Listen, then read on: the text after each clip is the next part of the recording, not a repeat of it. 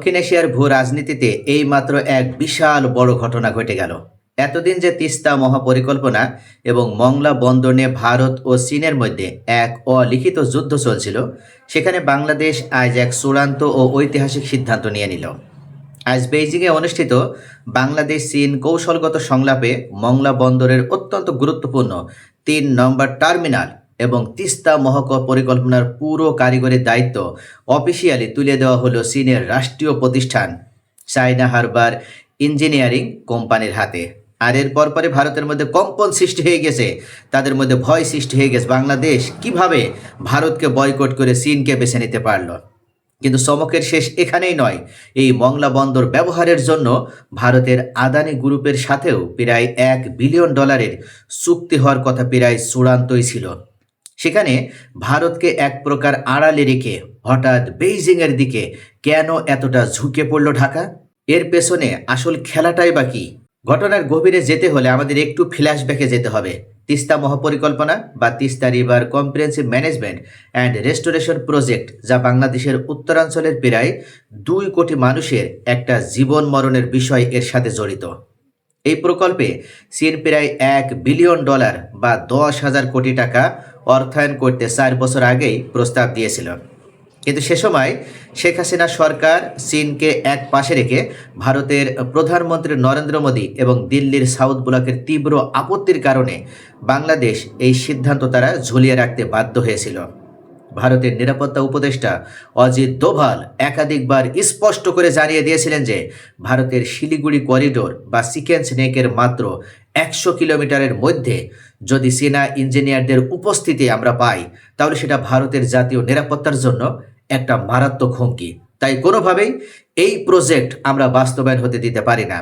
আর অজিত দোভালের এই হুমকির পরে বাংলাদেশ বাধ্য হয়েছিল চীনের থেকে মুখ ফিরে নিতে। কিন্তু আজ বাংলাদেশের পক্ষ থেকে পররাষ্ট্র সচিব স্পষ্ট জানিয়ে দিয়েছেন, দেশের অর্থনৈতিক স্বার্থে আর অপেক্ষা করা সম্ভব নয়। ফলে ভারতের আদানি গ্রুপকে মংলা বন্দর থেকে মাইনাস করে সেখানে চীনের চায়না হারবারকে প্রবেশ করানো হলো। আর তিস্তা প্রকল্পের পুরো ড্রেজিং ও বাঁধ নির্মাণের দায়িত্ব দেওয়া হলো বেইজিংকে। কিন্তু হঠাৎ করে বাংলাদেশ এই সাহসী সিদ্ধান্ত নিতে পারলো কিভাবে? এবার কি তাহলে ভারতের কোনো চাপ নেই বাংলাদেশের প্রতি? এখন প্রশ্ন হচ্ছে, বাংলাদেশ হঠাৎ ভারতের মতো প্রভাবশালী প্রতিবেশীকে চটিয়ে বা রাগিয়ে ক্ষুব্ধ করে চীনের দিকে কেন তারা ঝুঁকে গেল?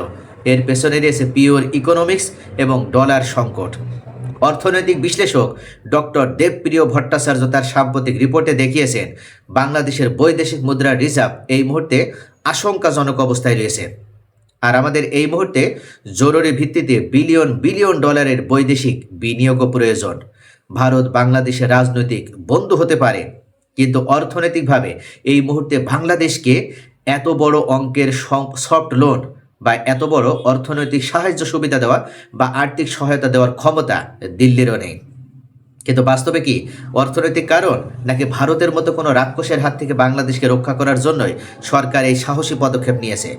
বাস্তবতা আমরা যদি দেখি, তাহলে 5ই আগস্টের পর ভারতের বিমাতা সুলভ আচরণ বাংলাদেশের প্রতি এবং ফ্যাসিস্টের অন্যতম দোসর হিসেবে পরিচিত শেখ হাসিনাকে আশ্রয়সহ আওয়ামী লীগের শীর্ষ নেতৃবৃন্দকে আশ্রয় দেওয়ার পর বাংলাদেশের সাথে ভারতের সম্পর্কের অবনতি হয়। আর যার পর থেকে বাংলাদেশ নতুনভাবে ভাবতে বাধ্য হয়েছে। আর সেখান থেকে মূলত বাংলাদেশ এই মুহূর্তে ভারতকে পেছনে ফেলে, ভারতকে ব্যাকফুটে ফেলে দিয়ে তারা চীনকে বেছে নিয়েছে। অর্থাৎ এই মুহূর্তে বাংলাদেশের জন্য যদি কোনো হুমকি হিসেবে কোনো রাষ্ট্র থাকে, তাহলে সেটা একমাত্র ভারত বলেই বাংলাদেশের বর্তমান সরকার মনে করছে। তাহলে এই প্রশ্নের পর ভারতের প্রতিক্রিয়া কি হতে পারে?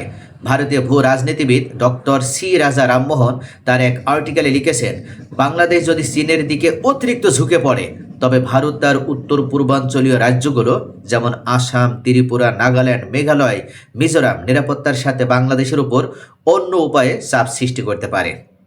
অর্থাৎ যেমন আমরা অলরেডি ইতিমধ্যে দেখেছি, সীমান্তে বিএসএফ কর্তৃক পুশিনের ঘটনা হঠাৎ বেড়ে গেছে এবং বাণিজ্য শুল্ক নিয়েও কড়াকড়ি শুরু হয়ে যেতে পারে। অর্থাৎ ভারত এই মুহূর্তে বাংলাদেশকে যে কোনোভাবে তারা কোণঠাসা করার চেষ্টা করবে, যেহেতু ভারতকে বাদ দিয়ে বাংলাদেশ চীনের দিকে ঝুঁকে গিয়েছে।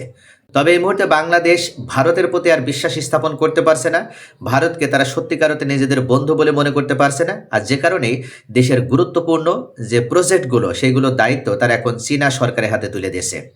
অর্থাৎ এই প্রজেক্টগুলো যদি বাস্তবায়ন হয় তাহলে বাংলাদেশের চেহারাও পাল্টে যাবে। তিস্তা নদী উন্নয়ন থেকে শুরু করে তিস্তা বাঁধ এবং সেচ প্রকল্প থেকে শুরু করে পদ্মা সেতু, যমুনা সেতু, অর্থাৎ প্রত্যেকটা দিক থেকেই বাংলাদেশ যদি চীনের সহায়তায় এই প্রজেক্টগুলো বাস্তবায়ন করতে পারে তাহলে বাংলাদেশ সিঙ্গাপুর হয়ে উঠতে আর সময় লাগবে না। তো প্রিয় দর্শক, আপনাদের কি মনে হয় বাংলাদেশ ভারতকে বাদ দিয়ে এই মুহূর্তে চীনকে তাদের অর্থনৈতিক উন্নয়নের প্রধান অংশীদার হিসেবে বিবেচনা করার মাধ্যমে তারা কি সঠিক সিদ্ধান্ত নিয়েছে? আপনাদের মূল্যবান মতামত কমেন্টে জানান। ভিডিওটি ভালো লাগলে লাইক, কমেন্ট, শেয়ার করে সাথেই থাকুন।